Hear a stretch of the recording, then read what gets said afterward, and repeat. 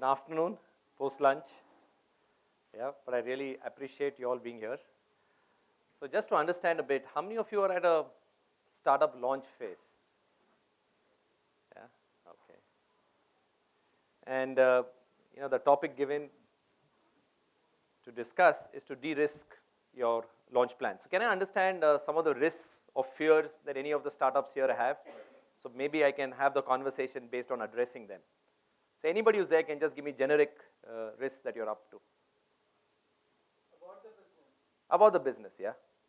Second thing, No, tell me what about the business? will it create something or not? Will it be profitable in some days or not? Okay, Will it be creating an brand value for itself or not? okay. So many. So many. Okay, somebody else to add to that? Yeah, I think they're at the back. Yeah. Viability of the product or idea. Okay. As my concern would be, are we choosing the right platform to launch at the right segment? Right platform, right segment. Okay, good. Market fit and pricing. Right customer. So who's my target customer? Okay. Competition. Okay. So what with respect to competition?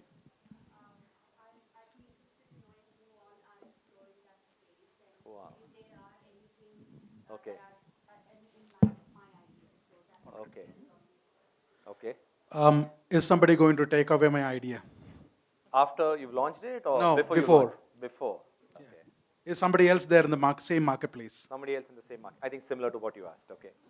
Giving a head start of 6 months, but then a lot of Me Too's propping up. Lot of Me Too's problems. Okay. Anything else? Social media? No, what about it? So what's the risk or worry about it? The social media management, basically. Social media management. Okay. Fine. So let's address this. Okay. And, de-risk, risk, kind of a negative platform, but I guess it helps at 2:30 in the afternoon to get some attention. Yeah. So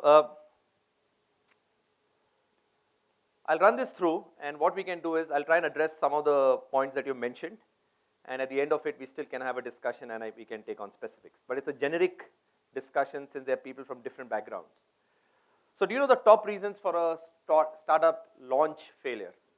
So what I'm looking at is not at the idea phase. Okay, so I'm looking at that you have the idea, you have the product or service in at least in some form ready, and now you're looking at taking it out. You're looking at scaling it. Okay, and while you do that, you can take it stepwise.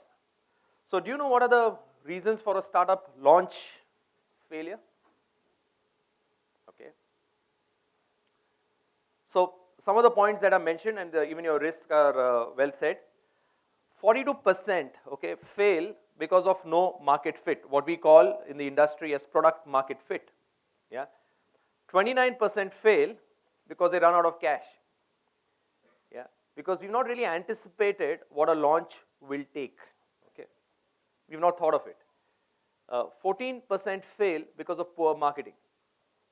So whether it is in terms of which media, which platform, etc. use, so it's not thought through. And 14% fail because they ignore customers. Yeah.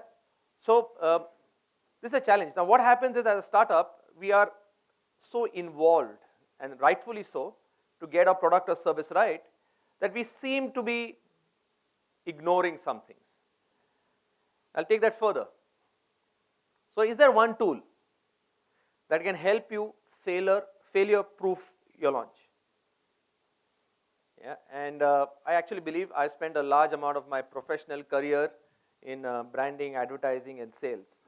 Okay, and when I look at this, and when I see startups, and we've been focusing a lot on startups, and we've been talking to them, and what we found is there are certain basic fundamental things which are done when you launch, and they've been done for several years or decades.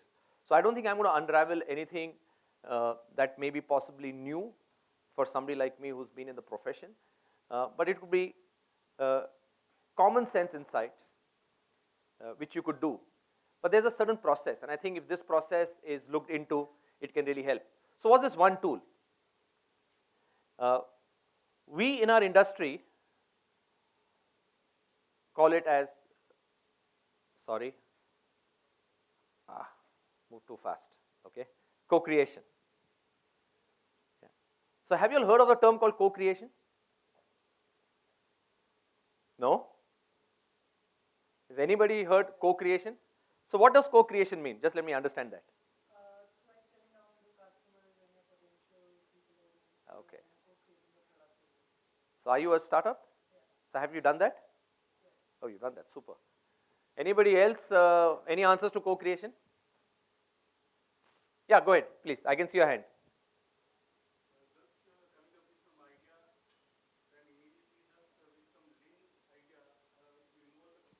Okay. And then when they have some satisfaction level or dissatisfaction level, Yeah. accordingly again you go for some build up of that.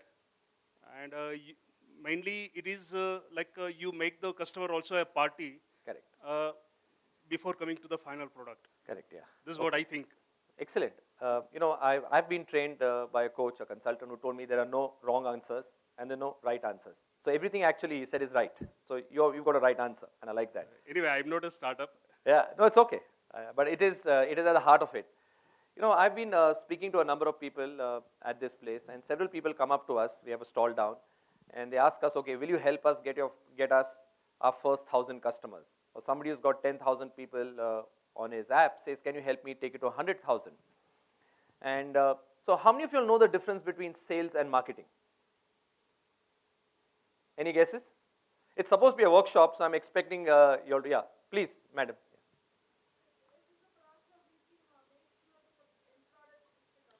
Yeah.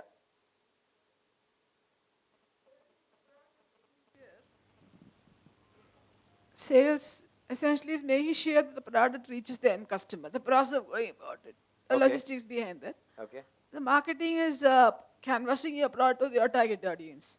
Okay. I'll just hear a couple of more answers and I'll give you an insight. Yeah.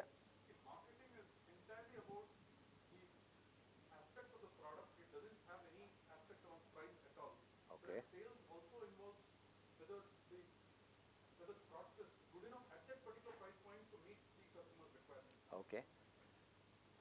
I'm going to correct my earlier statement and I'm going to say that some answers are wrong. Okay. But I'm going to do that and yeah. So I'll take a few from back. Yeah, please. Sir. Yeah. In the sense, they get the money back to the company, while marketing is more about taking the money out of the company on a lighter note. Money But out of the it's more about promoting the product and ensuring that many people understand what the product is about. Okay. Is anybody in the audience, has anybody been a salesperson for any organization? Okay, I'd like to know a salesperson's view on what is what is sales and what is marketing. Somebody who's done sales, actually done sales. Somebody, hello. Yeah. My name is Shankar, and I have done sales for a company called Hiry.com. Okay. Sales is basically you do transactions.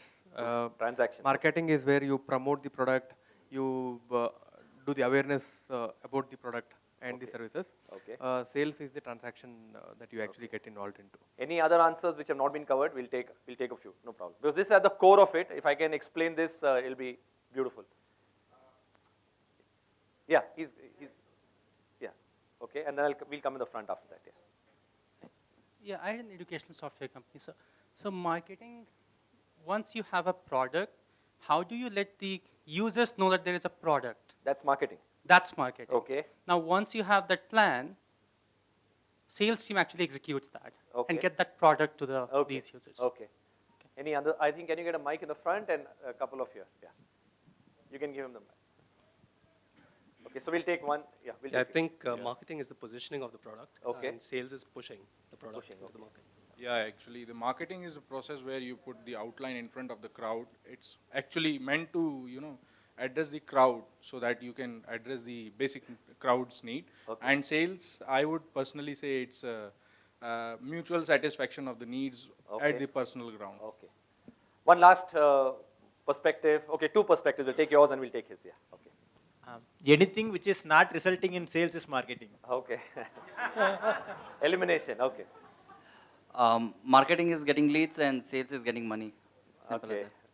Yeah. Last one. Yeah. Sales is the part of the marketing, Okay. and marketing is something which comes from the idea creation to the promotion Okay. of the product. Okay. Yeah. You want to say something? Okay. Yeah. I think sales is marketing and marketing is sales. Sales is marketing, okay. With so many definitions, I'm also confused. But let me tell you how one looks at sales and one how looks at marketing. And that's at the heart of actually de-risking your startup, your business from failure. So marketing begins with the customer, begins with the consumer. Okay, that's where co-creation comes in.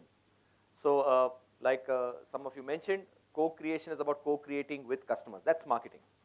Once you co-create with customers, okay, so you've understood the customer, you kept the customer at the core of anything and everything that you're doing, that's marketing. Yeah. The sales is the final leg. So you've thought of the customer first. Yeah. You've thought about what the customer wants. You've developed everything, and including terms like positioning, because you've thought of the consumer. Yeah. You've thought about what the customer desires. You've built your product or service around that. You've positioned it by that, and everything that you do around it. So whether it's your name, your branding as we call it, your brand design, your communication, even your pricing, it's all marketing. And including, like you mentioned, the last leg of taking it to the end consumer, that's sales. What happens many a time, and that's why you find these heartburns in terms of failures, is that you think sales. You've developed a product or service. When I say you, it's also me. Okay, it's not being personal. You've developed a product or service. You got so attached to it, yeah, because you're involved in it, right? You've got to make sure it works properly. It's all fine, and somewhere you've lost sight of the consumer.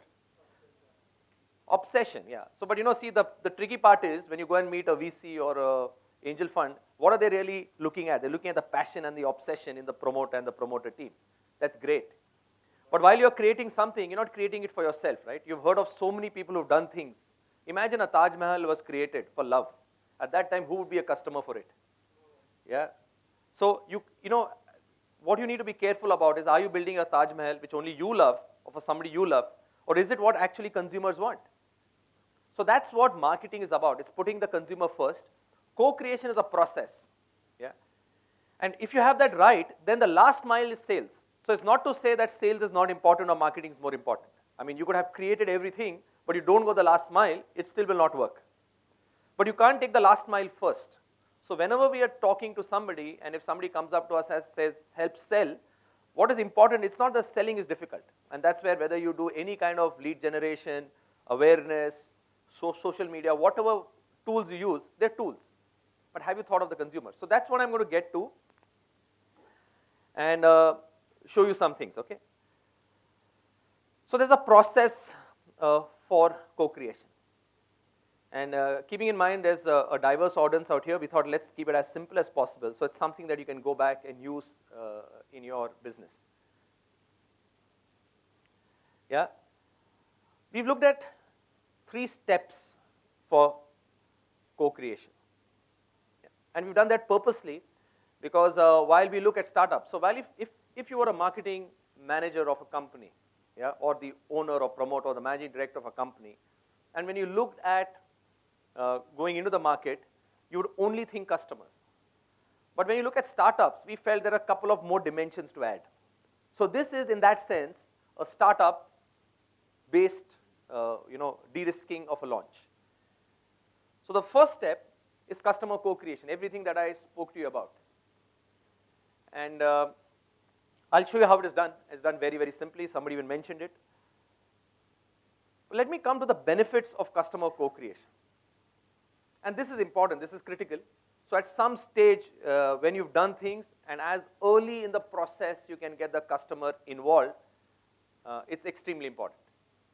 So many people typically ask, when should we consider branding? See, the thing with launching or advertising, branding, digital marketing, social media is normally one thinks of it at the end of everything else.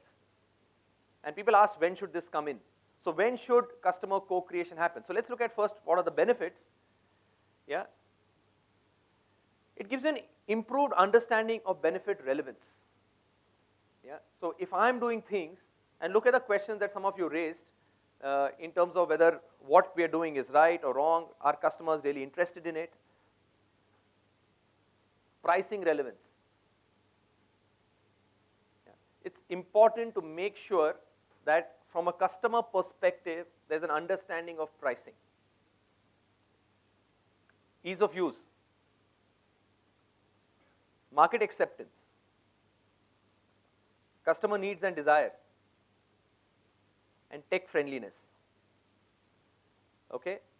So the point of customer co-creation, so if you've created your product, your startup, your business along with customers, many of the questions that you guys have asked actually get solved at this phase itself. And the earlier you get this in your process, it's better. You may spend months, years creating your product or service. You've not thought through of the customer, and then you come towards the end, and then people say, you know, you could have had this, or you could have looked at this, or your pricing should have been this. It's much better to get things in at an earlier stage. Yeah. So first step we are leaving is customer co-creation. There's a lovely video.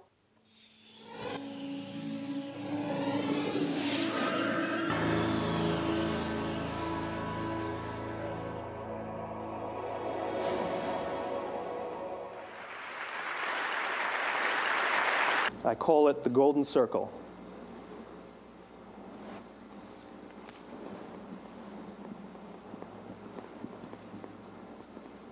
Why, how, what?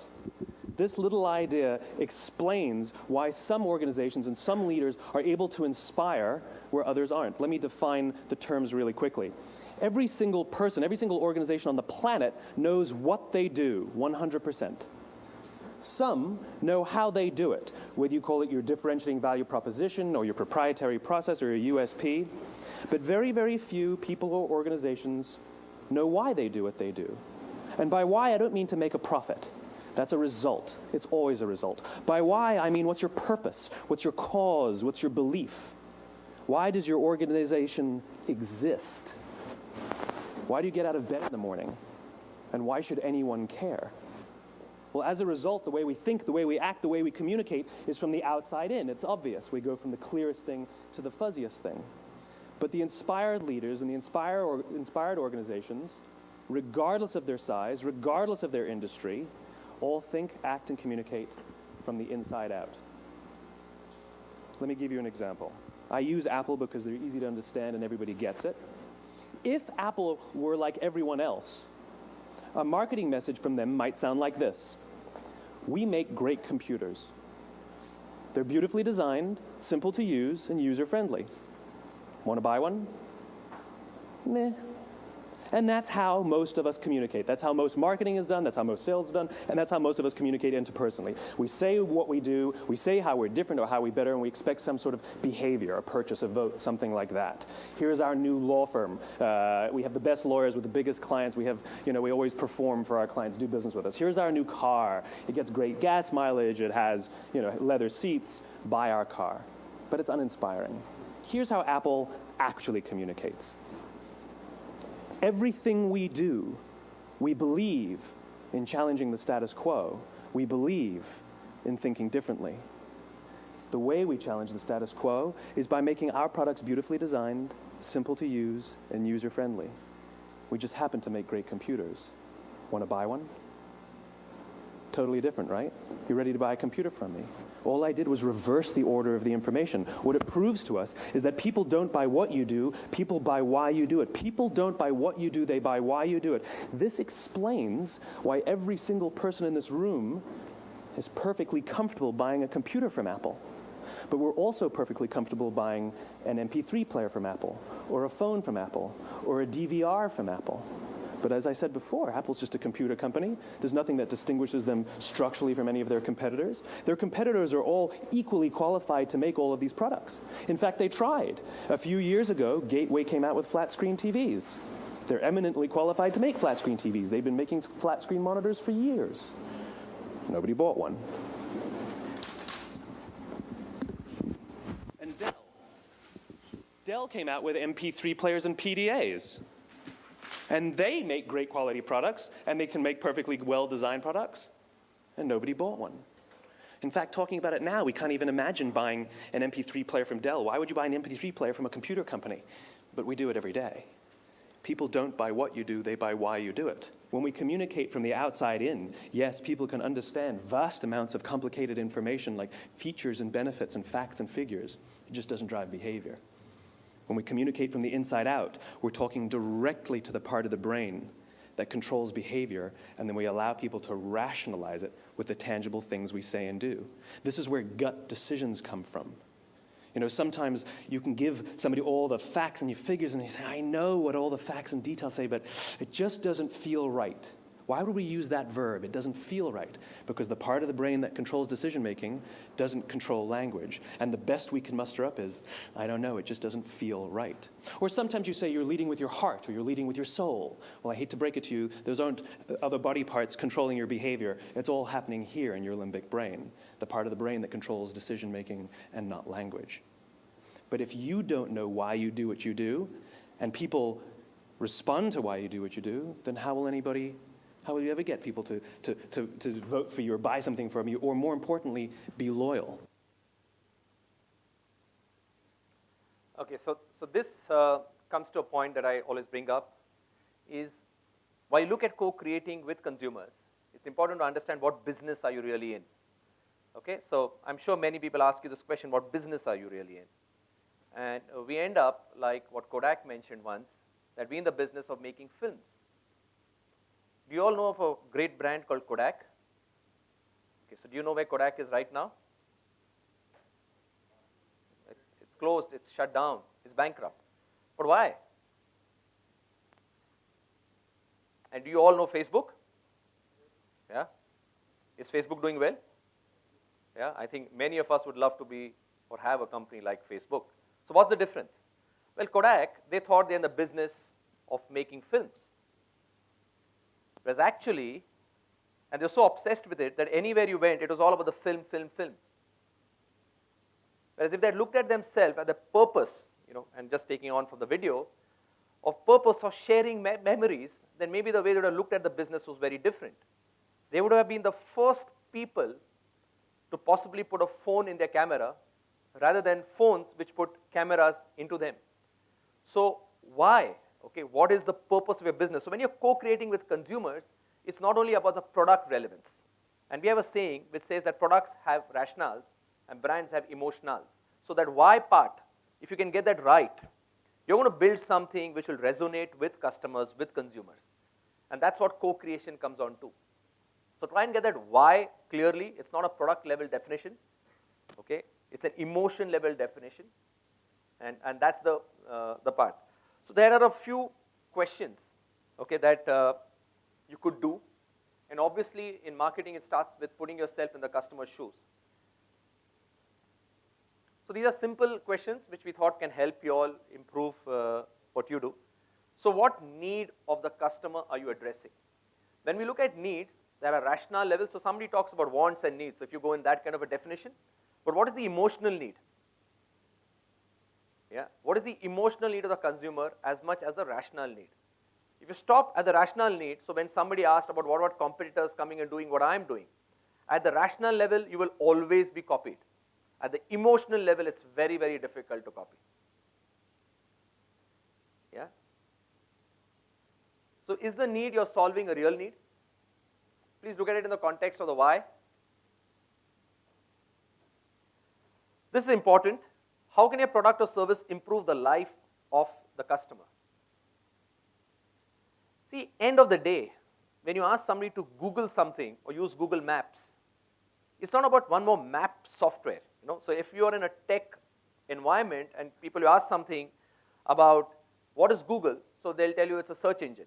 If you're in a media or an advertising conference, they'll tell you it's a media company. But if you ask your daughter or child, or when they ask you, and if they ask you a question saying how many cars are there in the universe, and you kind of pause for some time. And what my daughter does is she tells me, Dad, why don't you just Google it? Yeah, it becomes a lot more. Yeah. So when products or services improve lives, like Facebook helps you to share your memories, save them, okay? That's where the whole game comes up. Look at improving lives. When you're co-creating with your customers, you've got a good game ahead. It's, you know, that's the edge that it provides. And since some of the people have brought it up, it's extremely important when you're doing this. Also keep in mind what your competition is doing. It's not difficult nowadays to find what competitors are doing. If you look at a product level or an emotional level, you can find out. But what's important from a launch perspective, okay, and from a success perspective, is being disruptive. You can't be doing exactly the same what somebody else is doing. Yeah. And where I come from, we believe that every product or service can be differentiated as long as you've understood your why properly, you've understood your customer needs properly. Yeah. And if you focus on improving lives, okay, that's where the whole game comes in. So this is the piece that I would put it as consumer co-creation. Okay.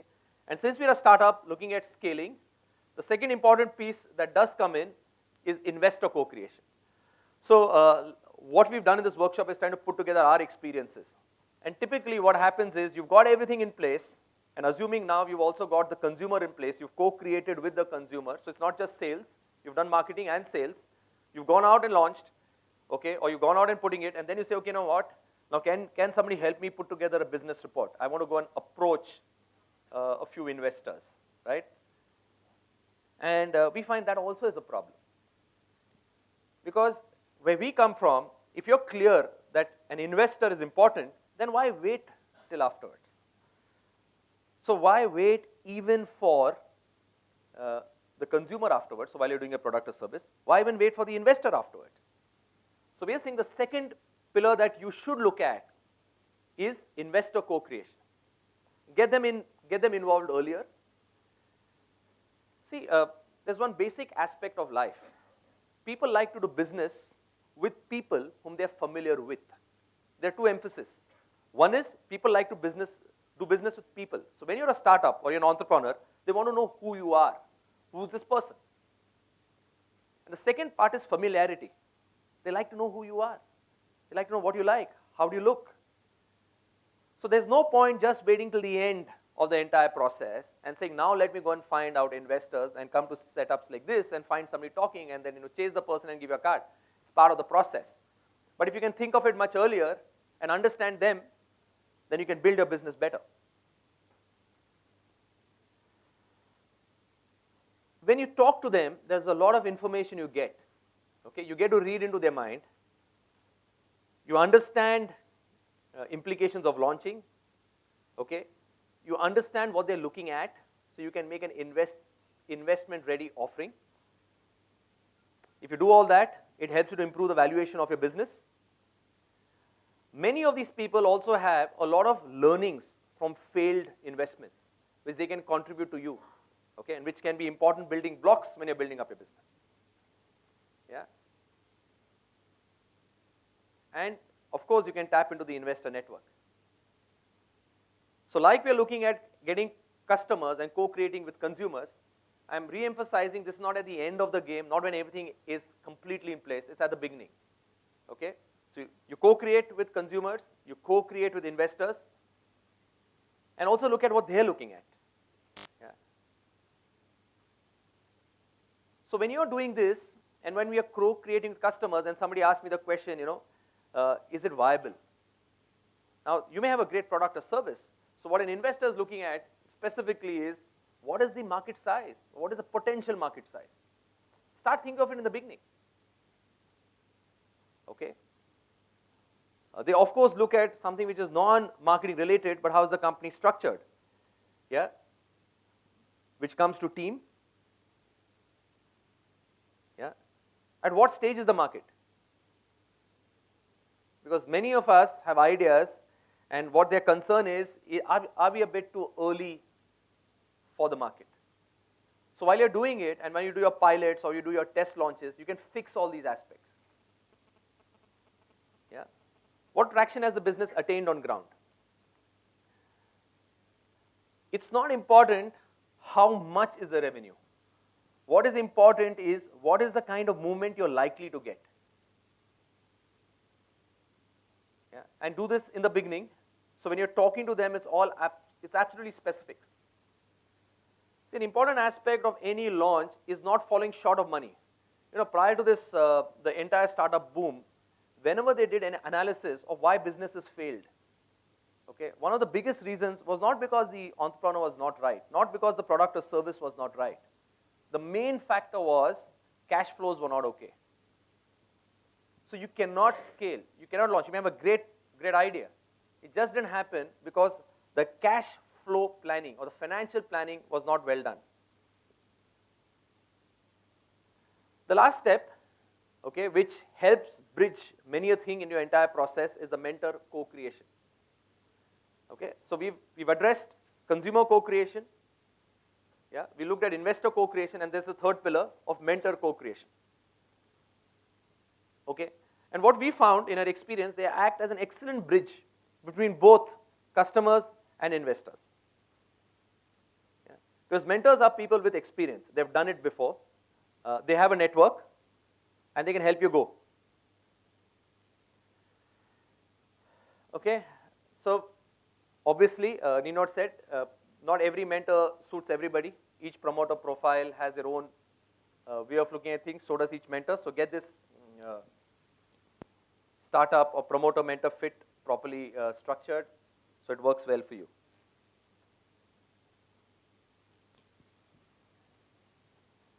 So just to sum up the entire thinking,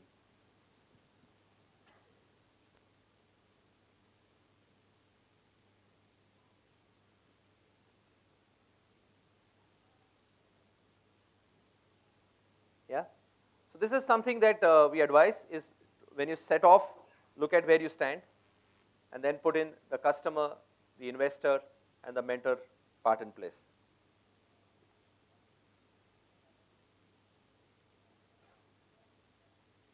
Well, thank you. I can take any questions that you have now. Yeah. Yeah. Sure. Hello. My name is Arun. Yeah. I'm asking this question because we talked about Apple and Kodak. Sure.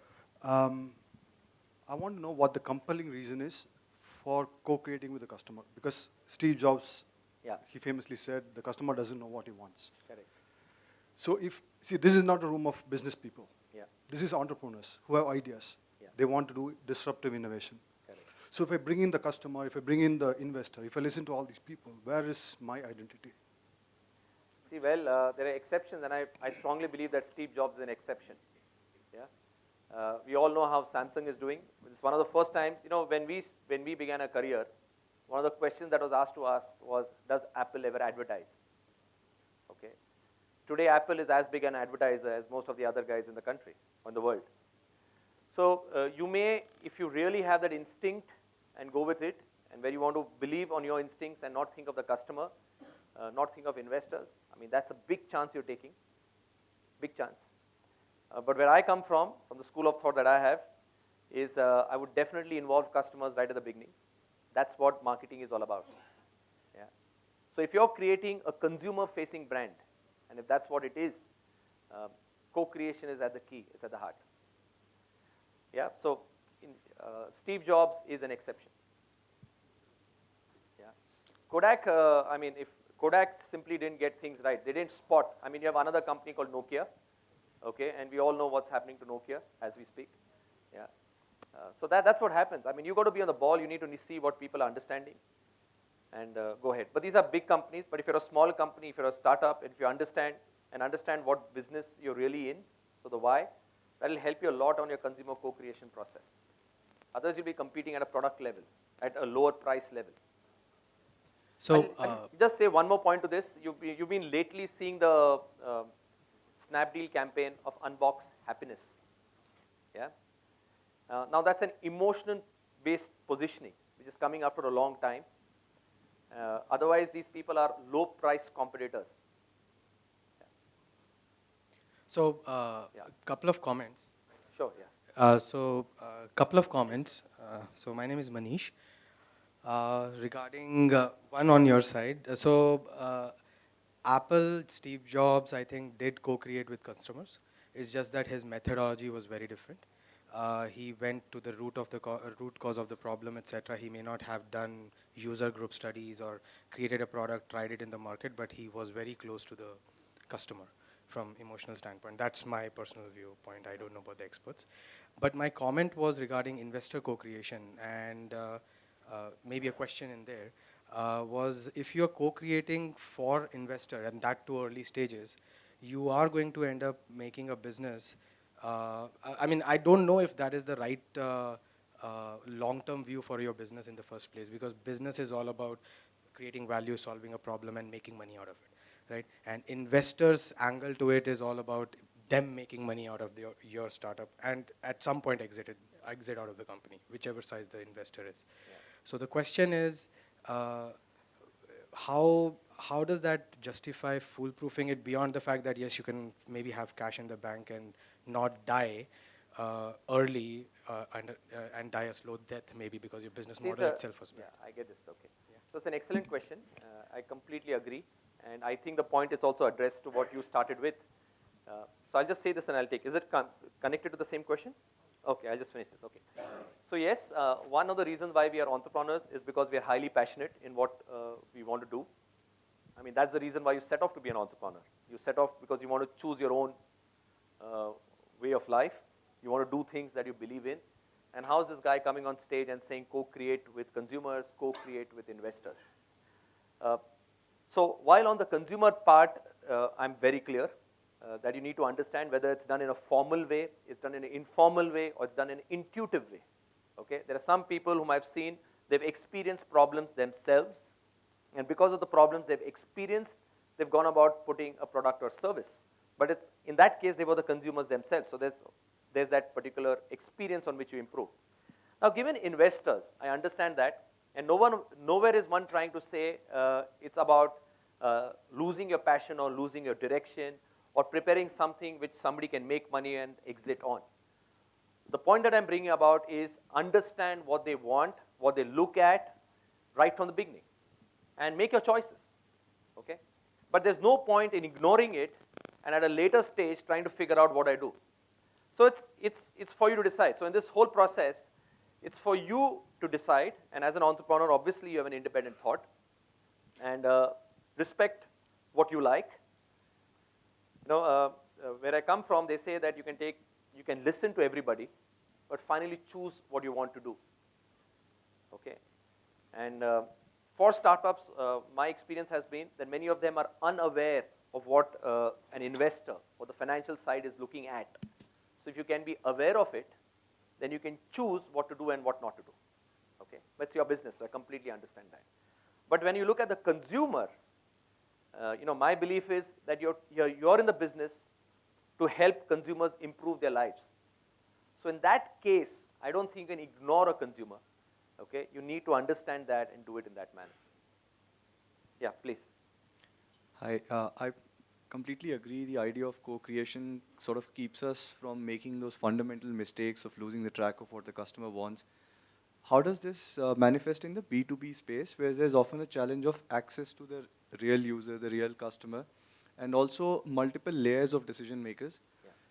How do we really deal with that to ensure that we have got the right pulse of all those people? Because there's so many people who will end up deciding eventually. Yeah.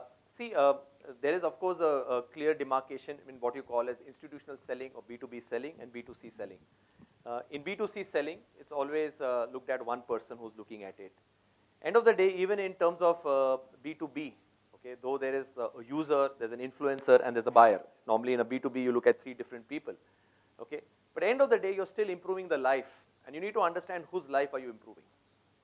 Okay? So based on that, so are you improving the financial health of a company so you know whom you're talking to? Are you improving and making the work more efficient, which has some other benefit? You're looking at that. So I don't think the process changes. It may be a bit more complicated, maybe, but it's engaging with them and understanding what they want.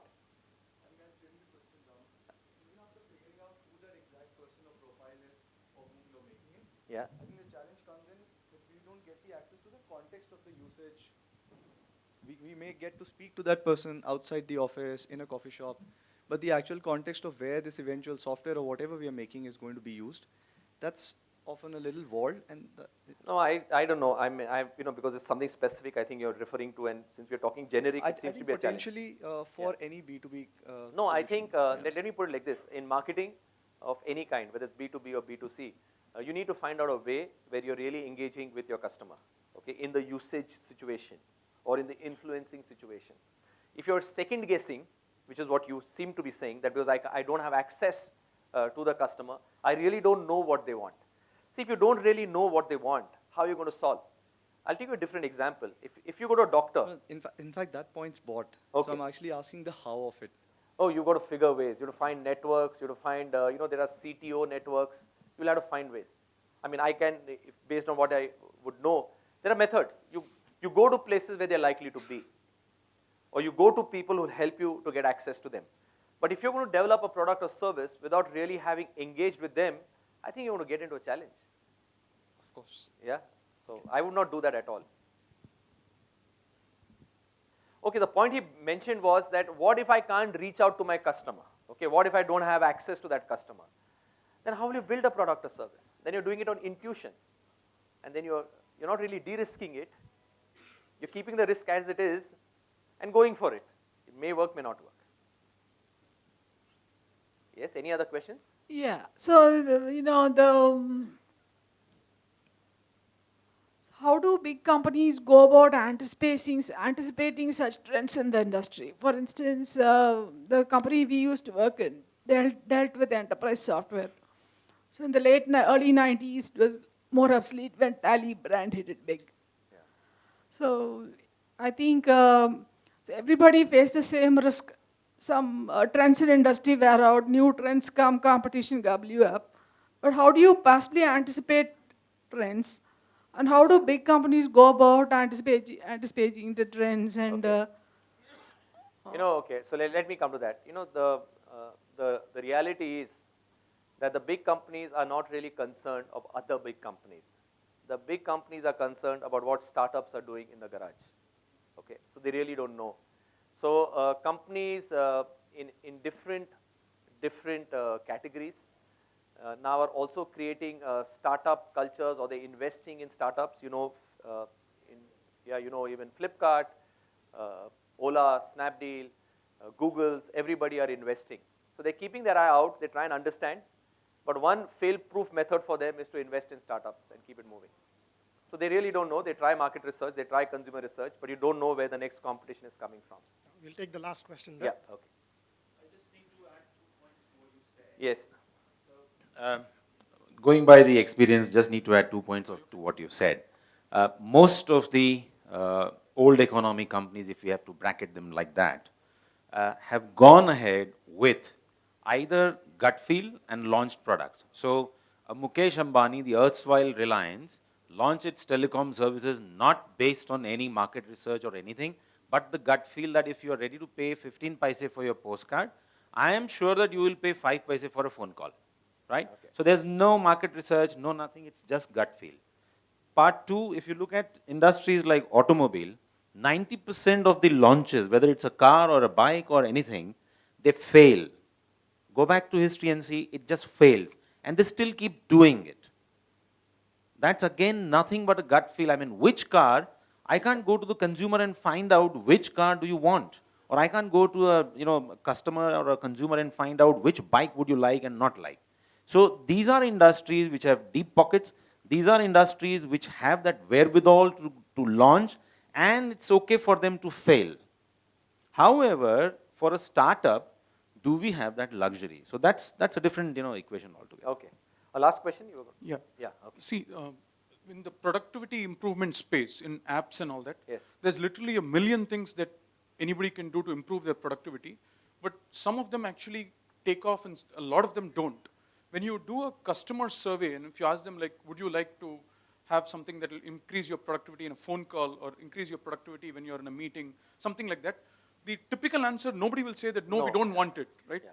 But there's always like a very big chasm between like something when somebody says that, yes, I like it and I would use it, but will they actually take it up and will they actually use it? So let me give you a difference, and that's the point that you're saying is, what you're looking at is at a very feature level, at a very product level. These are things of continuous improvement. Okay. I like when I looked at what Uber is doing or what Ola is doing. And they said, their statement, their byline of Uber is your personal chauffeur. Yeah?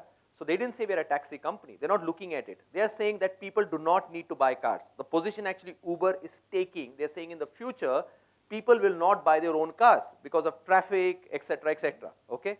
So that's the position.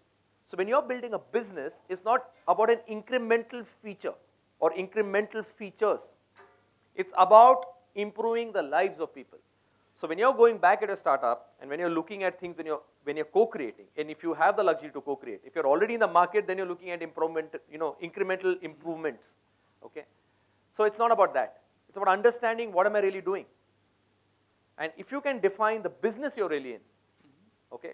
So when you look at a Facebook, it's not one more social app, okay, when they came in. When you look at WhatsApp, okay, and somebody was there on one of the discussions yesterday and I was listening. When WhatsApp came in, it was not about just friends talking. What they realized is, it's of course friends talking, irrespective of which location you are in and not having the cost of an SMS, right? But the objective was to help you connect, help you share in an instantaneous manner. So I think that's where the basics of all this comes in.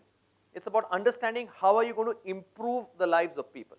And while you're improving the lives of people, you can then look at all the products or features and how can it be more efficient, more faster, and things like that. So thank you everybody for, okay, one last question can I answer? Okay. Hey, Mandy this side. So you were talking about investor co-creation with investors, and we tried that. In my experience, that was sort of detrimental to the whole progress because investors are used to finished products, and very often, like if we discuss with them, they would have set up a KPI where Chin is not. You got my point? So let me just put it in the right context. I think even he brought up the point well. Is you're not looking at doing things what the finance investor wants. Let me explain. You're trying to understand that particular segment. You're trying to understand what they look for. Okay. If there's somebody you're going to really listen to, is your consumer, your customer. Provide value, improve their lives. Just keep this in your radar so you understand what they look for. That's it. Keep it at that. You can't call that co-creation, right? There should be a better word for than that. Fine. We'll figure, okay. Accept it. Accept it. Hi, my name is Bharat.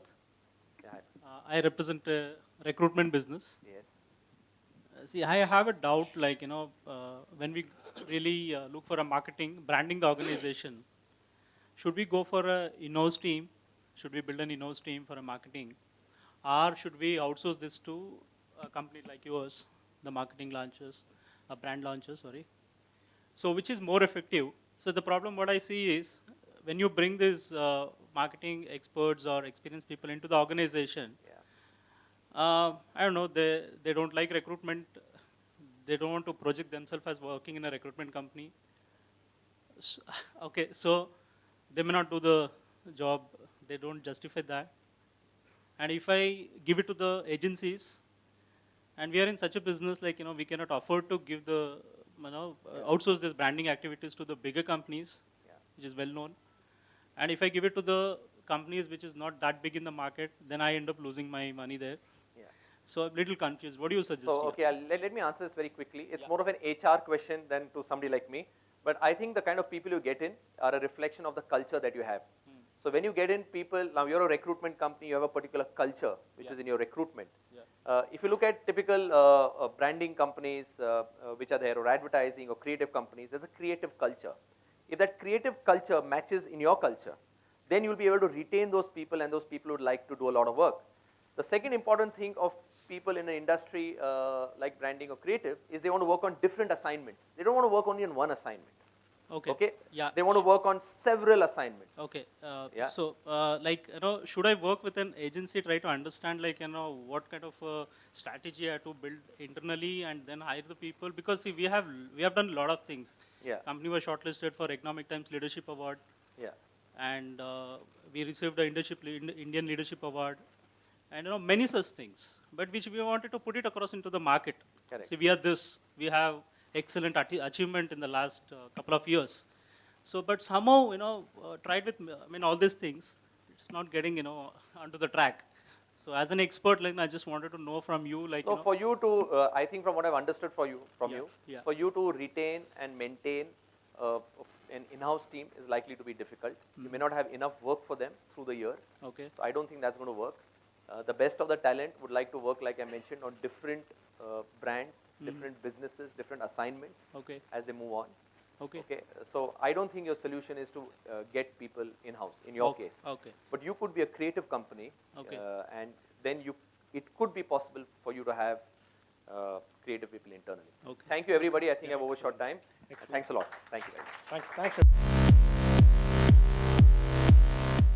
We are building a marketing automation platform wherein businesses can come on our platform and then integrate all their marketing and sales applications at one place. So Connextra is about consumer experience strategy. We basically transform shop floors into innovative, sustainable workplaces. So that means we work with the manufacturing industry and help them bring technology at the shop floor level and then build it from there onwards.